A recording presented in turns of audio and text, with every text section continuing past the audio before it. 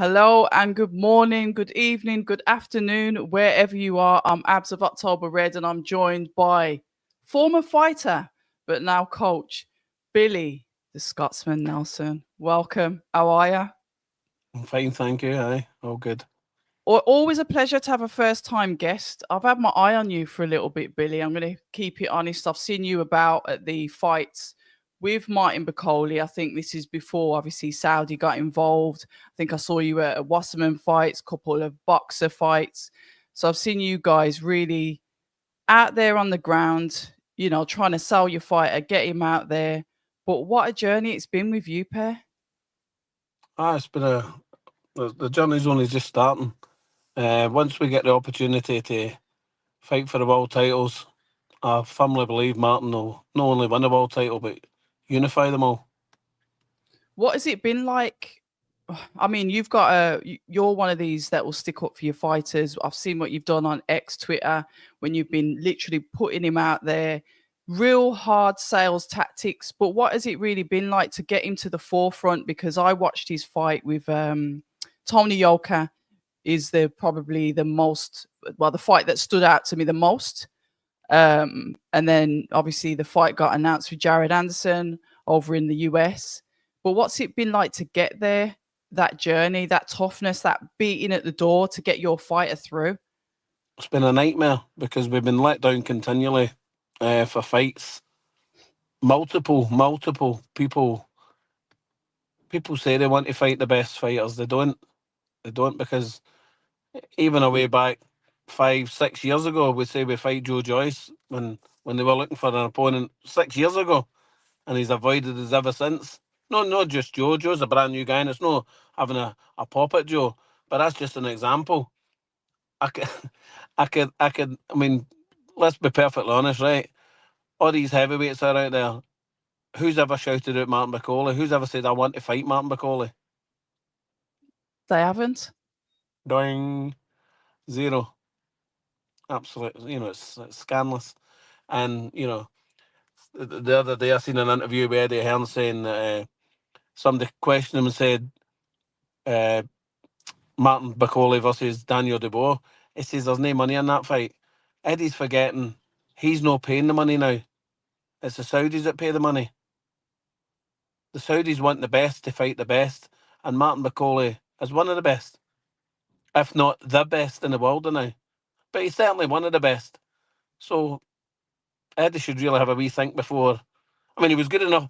Daniel Dubois was good enough to fight AJ. So Martin Bacole's certainly good enough to fight Daniel Dubois.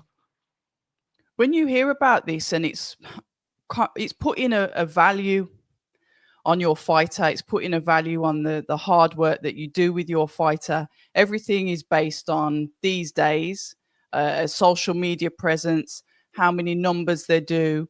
So when you hear somebody devalue your fighter or put a number on them, when you know what that fighter is capable of, how do you feel about that, and what do you do in response to that? Because he fought Jared Anderson, and everyone was like, "Yeah, I posted, I said it's going to be a problematic fight for Jared. Martin's a dangerous, especially when he's on the inside as well. He's lovely, he's so accurate on the inside.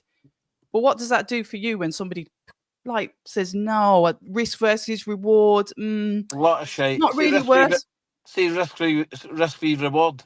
It's Yeah, another saying for I'm shitting myself and we don't want to fight.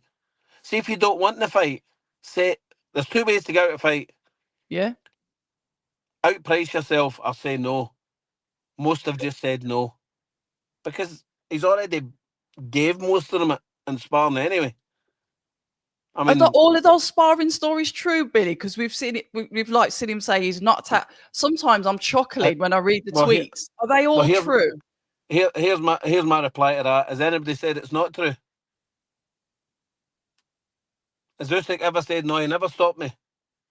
Has Daniel Dubois ever said no? He made me quit in sparring. He broke my nose. Ask them the question. Say what happened with you and Martin Bakole in sparring, and then get a reply from him.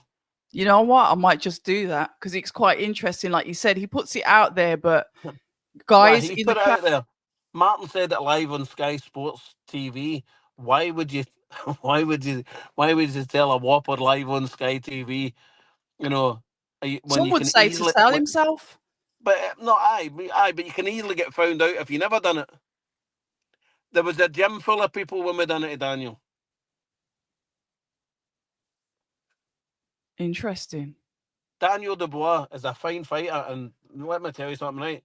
He's improved bundles under Don Charles. Bundles, and my opinion, Don Charles and it's between Don Charles and the guy for Liverpool's Paul Stevenson for the trainer of the year, without a shadow of doubt. Both of them have done exceptionally well. But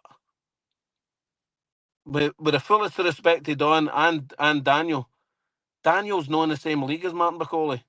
I know Daniel's improved. Do you think Martin Bacole's not improved in all that time? Mm.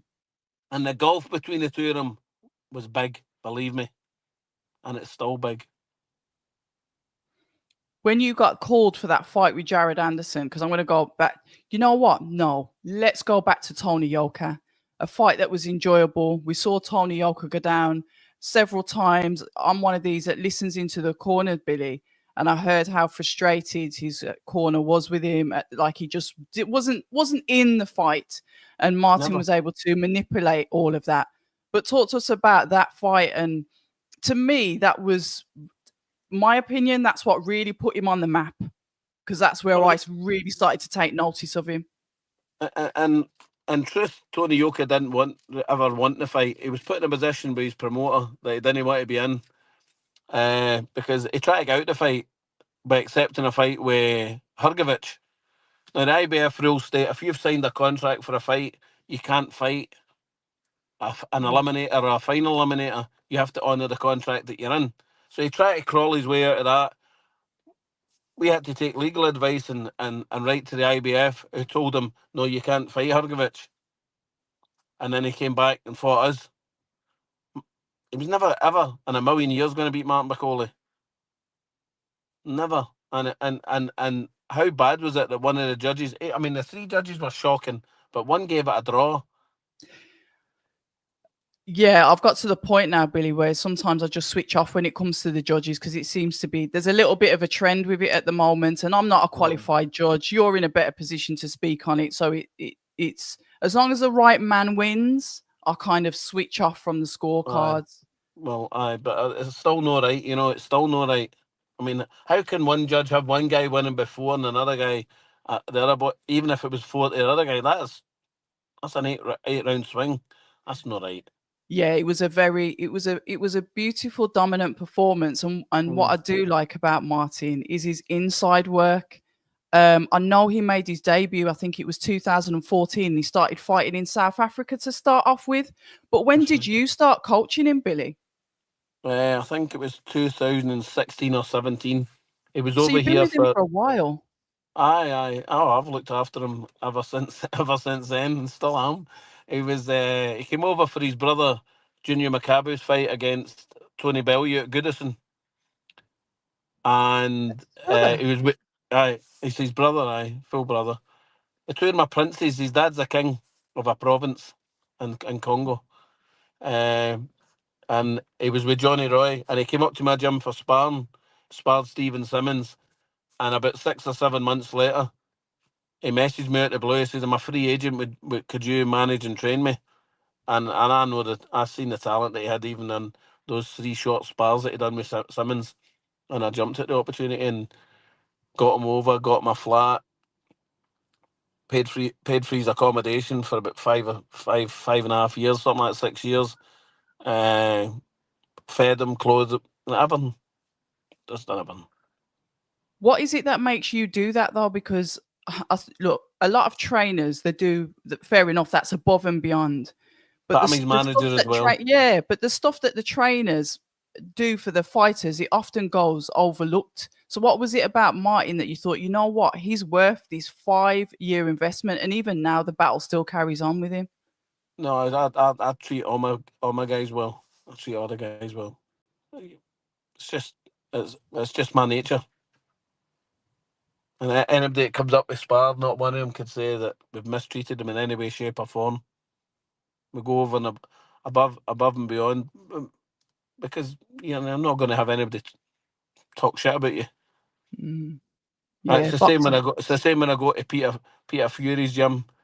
You couldn't ask for any more. Accommodation, etc., etc. Uh, uh, Martin Bowers down at the Peacock gym, absolutely. When I was with Anthony Joshua's camp, Tyson Fury's camp, they look after you right, the way you should be. Martin Bakole's style then developing under you, because obviously you're a former fighter yourself. What is he like to train, and talk about you developing the style that he's got, which is quite aggressive. He's very aggressive, short shots, but aggressive short shots that are powerful, often deceitful on the eye as well. You don't see him coming. You don't Well, see him coming. in fairness, Martin had a style, uh, an effective style before he came to me. We've just Mhm. developed it and try. Martin never knew how to control a ring generalship. Uh, Yep. he couldn't put combinations together. Different series of combinations, Wow. Well, he can and now. these are the things that we work on. His footwork was atrocious when he came to us, and we just worked hours and hours and hours and hours doing repetitive things, as most coaches and good boxers do. And he's clearly adapted to that really well. The fight came up then. Obviously, he's getting involved with Riyadh season. He goes up against, America's hope for the heavyweights, Jared Anderson. Seems like quite a nice guy. Keen, has got that knockout power. But I remember, like I said, I discussed it on Instagram. I put the fight up that Martin had with Tony, and I said, this guy is dangerous on the inside. And I do think that he poses a problem. I think hindsight, they look back on it, Billy, and they said that maybe we shouldn't have took that fight, but talk us through that process and obviously going over there and getting the W. Well, we've been very lucky, and we signed 20 months ago, 19 months ago, no, 20 months ago with Boxer, and unfortunately they've only managed to get us one fight in Poland. But Spencer Brown, in conjunction with Boxer, managed to get us on the Saudi show, and when Tyson Fury fought in Ghana, and we stopped Takam, Yes, and Carlos. then Yeah. Spencer offered us the fight with Anderson the night that Tyson lost to Fury. Tyson lost to Usyk. I had 6 missed calls and I phoned them back about 6:30 in the morning. They offered us the Anderson fight, and we said yes straight away, because why wouldn't we? I mean, we believe we're the best in the world. So Anderson's no. If we can't beat Anderson, then we don't deserve to fight for a world title. And that's no disrespect to Anderson, who's a fine, fine fighter. All of a sudden, all the wee snippets and all the wee snipers came out and said Anderson's not as good as we. Anderson's a fine fighter, believe me, and will probably win a world title in the future. He's that talented. It's just that he came up against a guy that's better than him. There's no And that's disgrace in that. Yeah, but that happens a lot though, doesn't it, Billy? When your leaps and bounds, like your skill level is above a fighter. Mhm. It doesn't mean that the other fighter's poor. It just means that No, you're the better fighter. But you're the better isn't it fighter. crazy how the internet just literally sits on it and then slates it? Oh, they're rubbish. They're this, they're that. I knew The re- that. Sorry, Sorry. go on. The reason I like that is because they've got a lack of knowledge and education on the sport. Even people in the sport, I cringe. I absolutely cringe at some of the things that they say.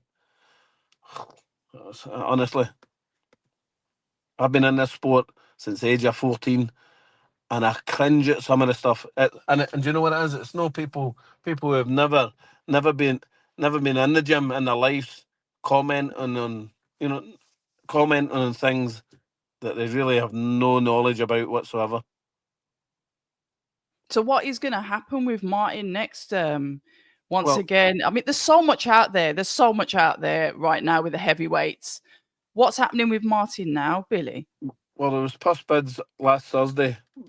However, there was a small issue that there was a general election in America at the time, so they put it back a week, and I think Uh, Is that for Ajit?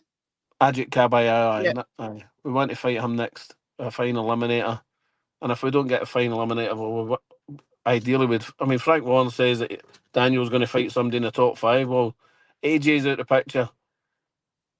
The only he's going to fight Joe Parker, I think. But if he wants, to, we'll fight him, no problem, no problem whatsoever. Have And you my, got a my plan pal, B? my pal Frank's throwing out the challenges for bets. If he wants a 200 grand bet on the fight, I'll take a 200 grand bet that Martin beats Daniel Dubois, no problem, no problem whatsoever. That confidence. Oh, no problem whatsoever. What have you got a plan B then? Obviously, like you said, the purse bid's delayed, etc., etc. If that doesn't necessarily go your way, Doesn't what's the matter. plan Doesn't matter B? if it goes, whether we win it or lose it. We'll fight Ajit Kabayel, no problem. All right. Beat him, and then we're in prime position to fight Daniel Dubois next. Because after his next fight, if it's not Martin, if it's another, then well, as long as Daniel wins, then Martin, the champion, will have to fight. He's mandatory next, unless it's a unification fight. Mm, But they'll try interesting. and delay it, and you know, listen, it's horrible.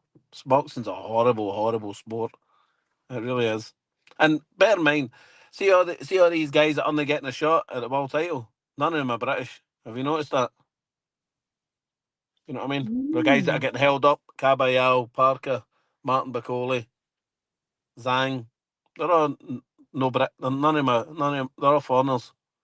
You know, I Even didn't though, notice that. No. even though Martin stays here. I mean, I thought it was dead cheeky. I had the other day saying there's no money in the fight. As I repeat myself for what I said earlier, Mm. it's the Turkey Al Sheikh and the seller company, it's them that are paying for the fights. We know that Martin's going to be the B side against probably most people until he wins a world title.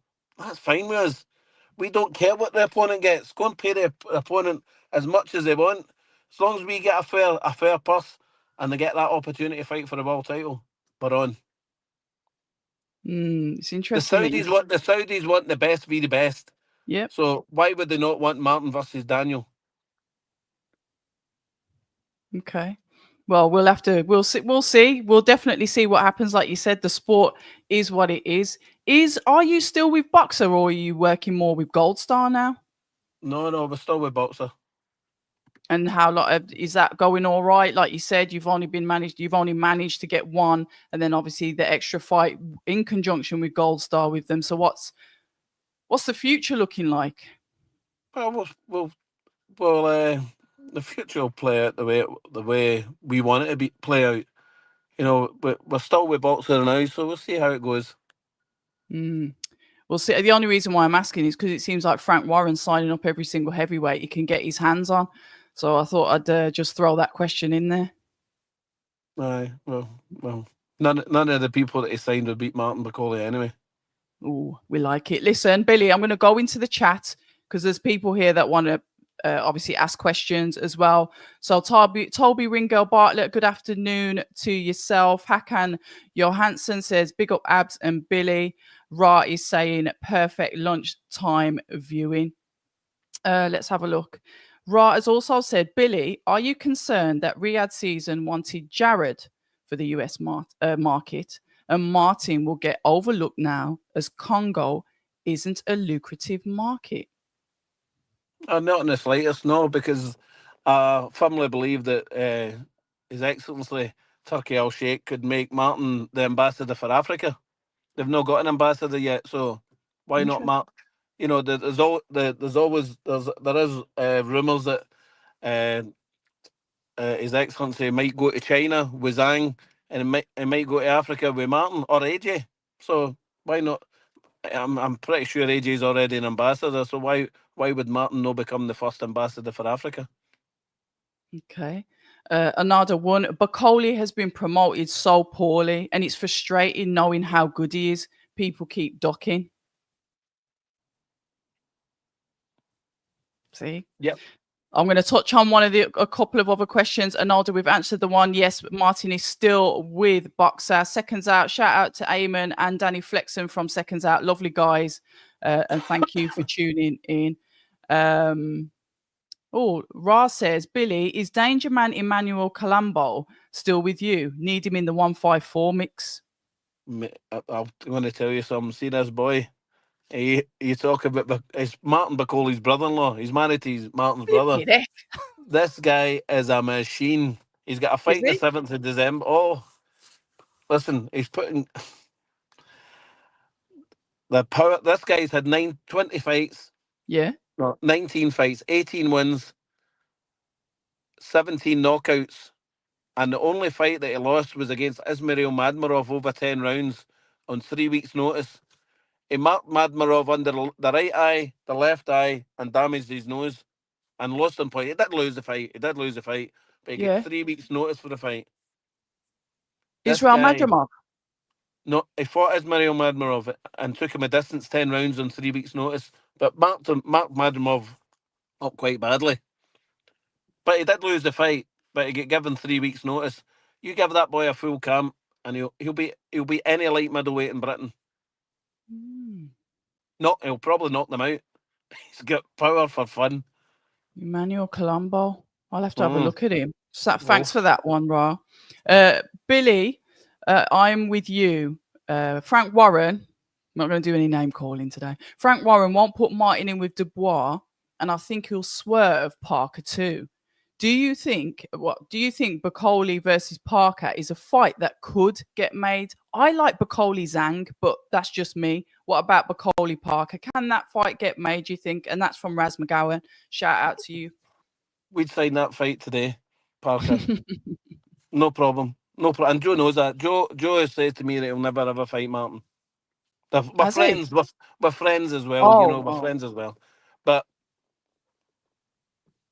Joe no fight Martin. No, unless he's getting bucket loads of money. All right, let's have a look. Truth is best for business. Riyadh season started off with a bang, and I was happy because we were seeing the best fights in the heavyweight division. But now it's kind of slowed down, and we're not necessarily seeing the best. What do you think of that, Billy? It's because the promoters are having too much say. Okay. But thankfully, even for the time that we have left, that Boxer have now got a contract as well, so hopefully they can do something. I would love nothing more than the fight with Kabayel to go to Saudi in February.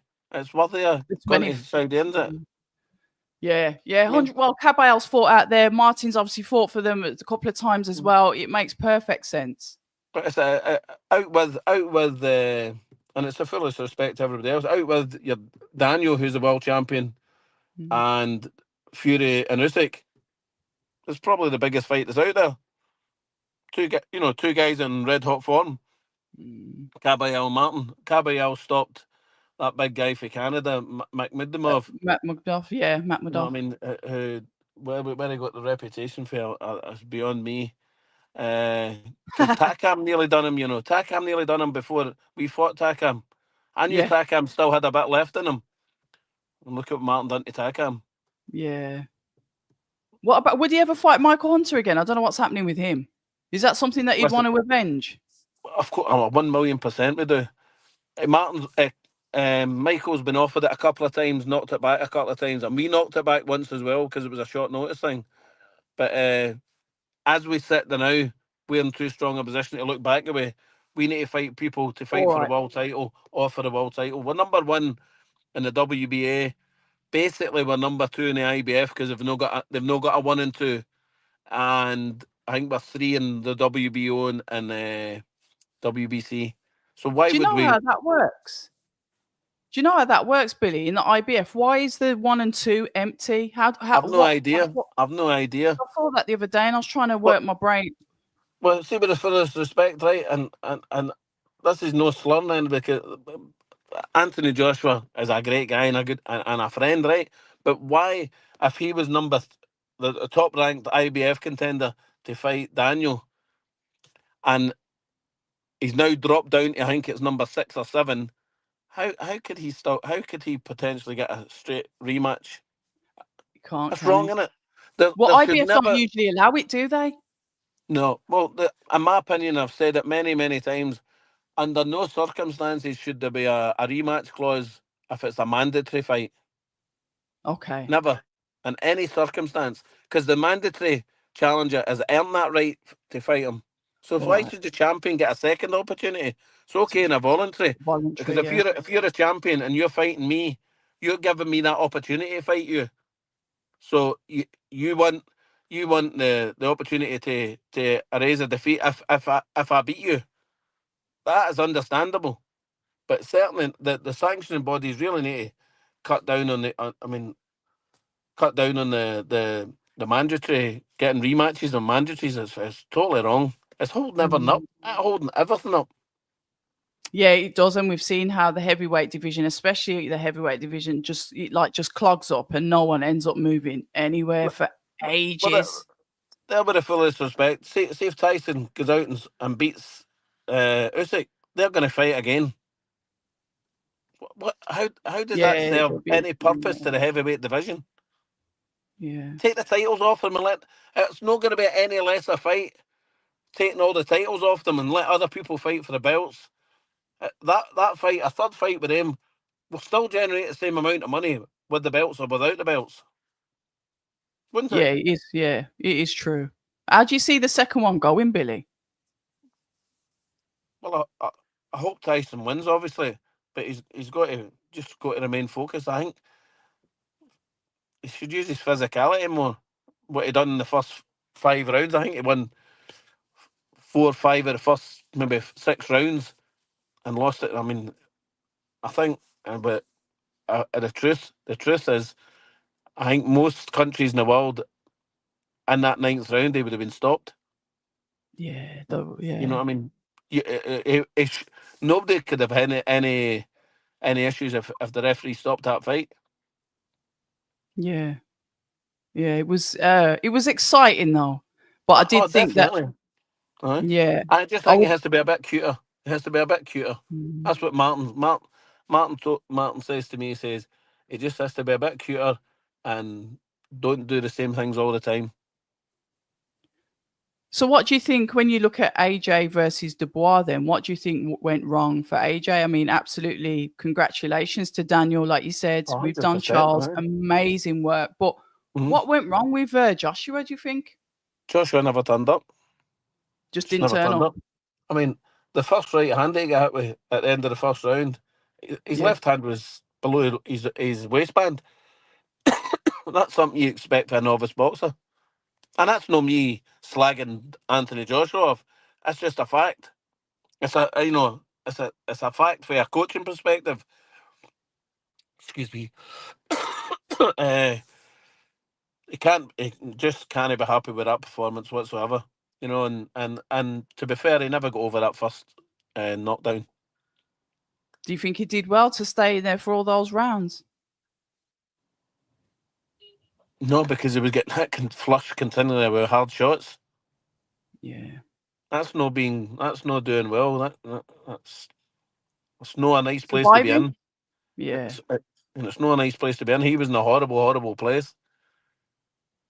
yeah. But I think credit where credit's due to Daniel Dubois and Don Charles and his team, because nobody really expected that. Let's be honest.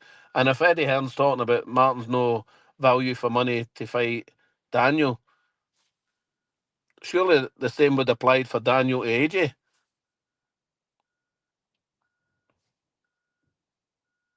You understand what I mean? in like you're saying like profile wise with Daniel Dubois and Martin Bakole, you'd say their profiles are more or less similar. Would you say?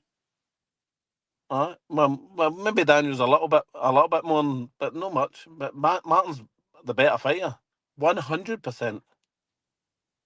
Gosh. Even with this is where the tests have to step in, and this is where we need to see more activity from Martin because we see the improvements with Through no fault of yeah, Martin's. He's not. I mean, that was August the 3rd. We fought him. We probably won't fight now to February, but she's not good enough. Through no fault of Martin's. Through no fault of Martin Bacole's. That's the guts of 6 or 7 months. Again, we're no fighting. How do you keep your patience? How does Martin keep his patience as a team? Like you're seeing all these fights happening, you're seeing the rematches happening, and it's almost like you're looking out the window while everyone's playing outside. Oh, he's disappeared. Like everyone's looking outside and you're not there. How do you cope with that? Somebody ringing you? Oh, you're muted.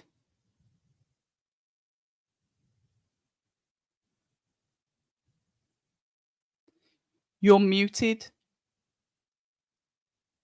Go out and come back in. If someone's tried to call you, haven't they? So go out and come back in, and then you should be off mute. Let me just speak to the guests. The joys of live streaming, the joys of live radio. If you go out, can you hear me?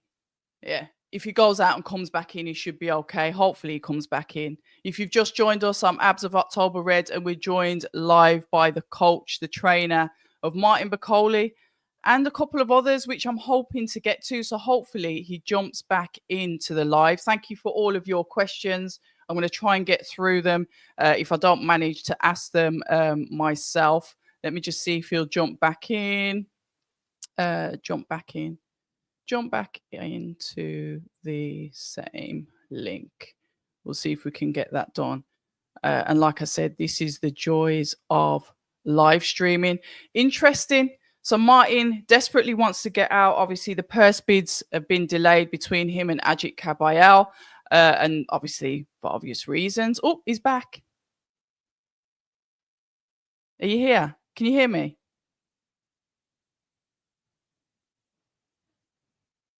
Oh, what's happened there then?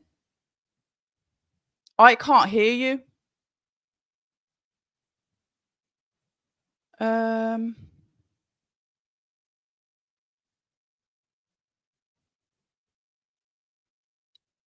Keep. Let's have a look. When somebody calls when you're on a live, it automatically cuts it out. But like I said, he's in the process of. Can you hear me at all? Can you hear me? Can you hear me? Don't even think he can see me. He's probably not got his Bluetooth off, to be fair. Let me check. Bear with me. Hold on a second.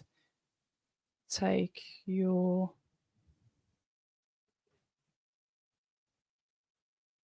Doing this live communications. I love it. Stay with us. Check your WhatsApp. Because this.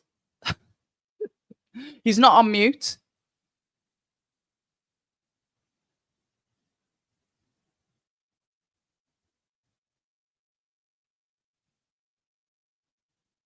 Let me see if he comes back in. Let me remove him and then wait for him to come back in. I'll try it that way. Right, let's try again. Look, he's got in the background. Do you remember that? What was it in lockdown when that guy went to court and he had the cat in the back? His face was a cat. Anyway, I digress.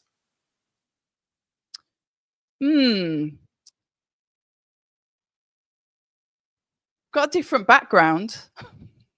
There's no sound. No sound.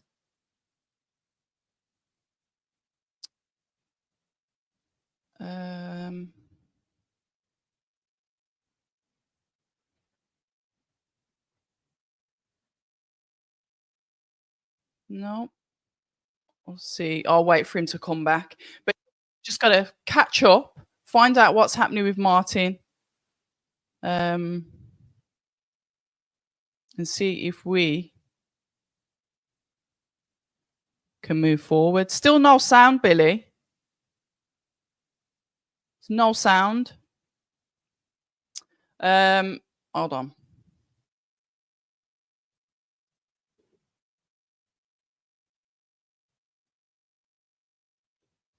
Try it that way.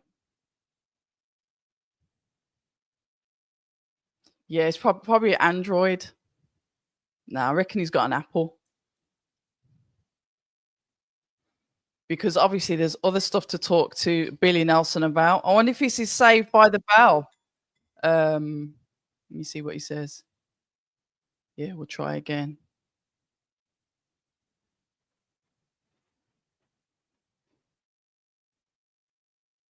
Yeah, come out completely.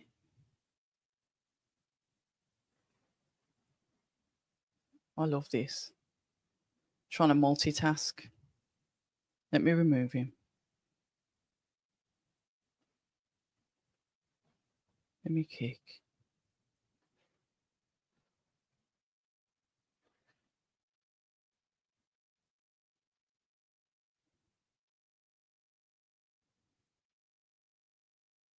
Let me kick. Let me kick him out.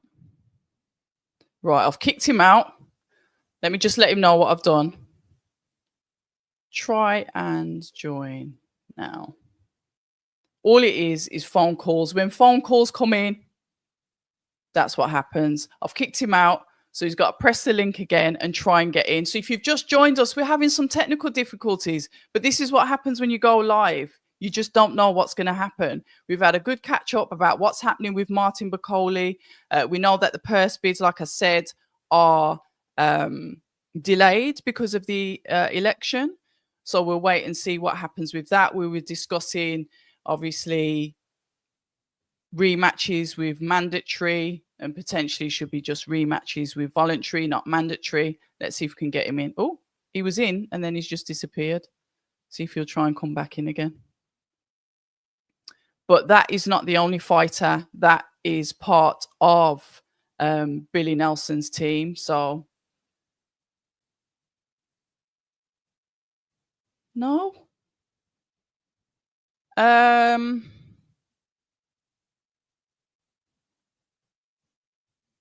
No sound whatsoever.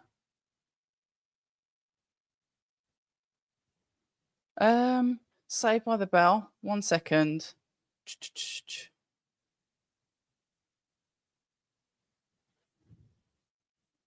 Check.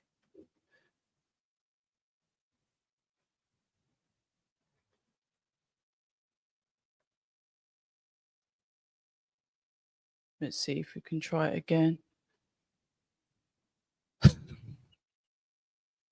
Let me see. Right, let me just go into the chat. Yeah, he's done that. Bluetooth's off.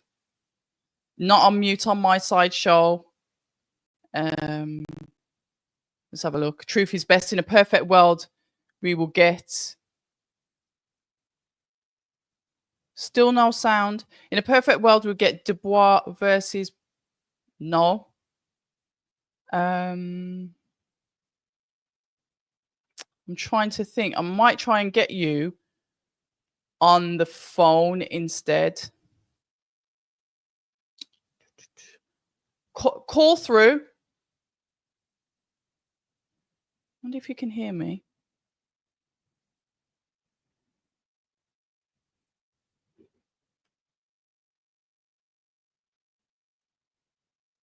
There's multitasking. This is what happens when you have a radio show and it's just you on there. No sound. Okay.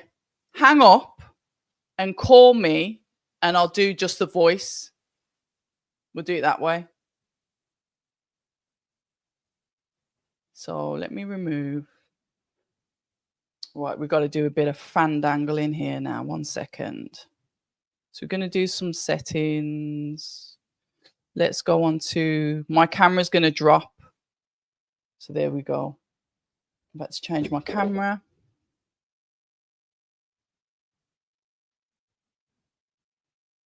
Let's try and call Billy. We'll do it another way, guys.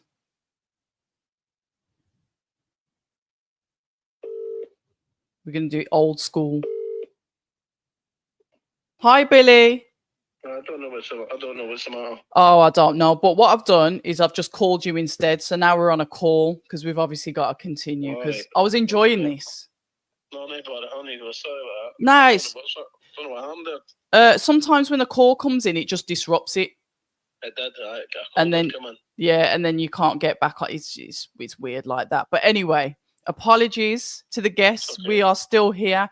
Billy, I've got to ask you, have you got any other fighters in your gym that you've not told us about yet? Well, they've got Lewis Crocker is number 3 in the world. He's fighting a massive fight early part of next year. Paddy Donovan. I will get announced shortly. But I think it's not the best kept secret in the world, is it? No, Aye. but we love it. Aye. And I've also got Richard Reactor. Okay. When was that announcement coming out? Because obviously I've heard all the rumours, etc., that Richard had gone to you, but talk to us about that and why Richard chose to come to you, because I can't get hold of him, basically. I don't know. He asked me over in LA. It was a kind of mutual thing. Yeah. Okay. Kind of mutual thing. Good fighter. Very good fighter. And he's coming on leaps and bounds. Really. Really? What would you say? He'll be fighting early December. Will he? Mm. Okay. Okay. So just got to wait for that fight news. So you being his new coach, then how would you say that he's dealt with the loss against CBS? You know, a fighter that quite a few of us probably inadvertently writ off and thought that Richard would come through. Well, I don't think he's never rate a fighter like Chris Billiams. I thought he's a very, very tough guy. Very tough.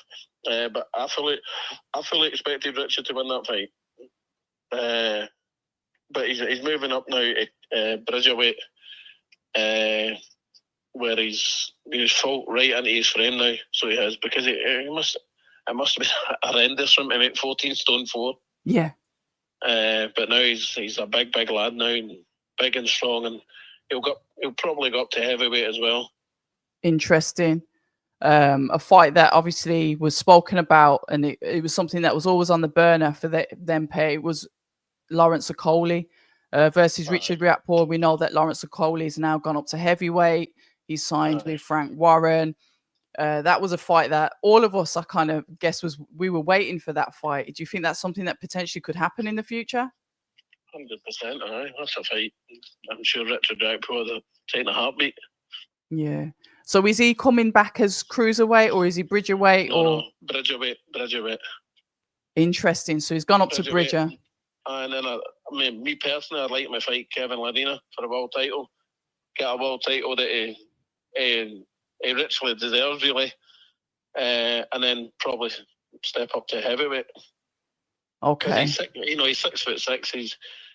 It's easy to put weight on. It's a lot easier to put weight on than what it is to take it off at that age. And, it's a lot harder to take weight off at that age than what it is to put weight on in strength. Because he's got the frame, he's massive. He's a big boy. How he made 14 stone 4 is beyond me. Yeah, I think, because he's obviously quite athletically built, but like you said, his height, his composition. And how has he been coming on, like you said, coming on leaps and bounds? Obviously, you're talking about making those improvements. Has he been like having sparring with Martin? Because obviously Martin's quite technical as well. So have they been working together? No, Martin's over in Congo now. Martin started his camp today for his next fight. He's going to train in Congo for 3 weeks. Oh. And then at the beginning of next year, Martin will start sparring with. Certainly, Richard will get sparring with Martin, no problem. Oh, so does it? That'll bring him on leaps and bounds as well. Yeah, definitely, for the experience that's there as well. And obviously, Martin is someone that will come forward and will stick it on you in the inside. Like I said, my favorite work with Martin is his inside work, only because usually when fighters go on the inside, Billy, they get a bit messy. But Martin's able to be composed. I've never been taught to box inside. Okay, well, there you go then. But his work on the inside is timely, accurate, and a pleasure to watch. You'd think he was literally fighting at range when it comes to his inside fighting. So that's something that I'm going to see if you can potentially develop that kind of style with Richard, because I think he's got a really good jab, strong jab, a stiff jab. Obviously, he's got a powerful backhand. but we're looking at improving. Maybe, what would you say you're looking at improving with Richard? Everything. All right. But as you've alluded to, just watch his next fight. You'll see that he can fight inside now. I mean, I'm very. And he's loving it. Really? It's brought a new dimension to his game. Wow. Okay. Well, that is really positive, good news. Please pass on my regards to Richard. Is there anything else that you want to add, Billy? Because I'd love to get you on again if you're up for it. But is there anything you want to add? I just hope that some of the big promoters down south run some Scottish shows, because there's some good talent up here. I mean, I'm fortunate enough to train Sean Lazarina, who's a Commonwealth gold medalist. That guy hits like a mule.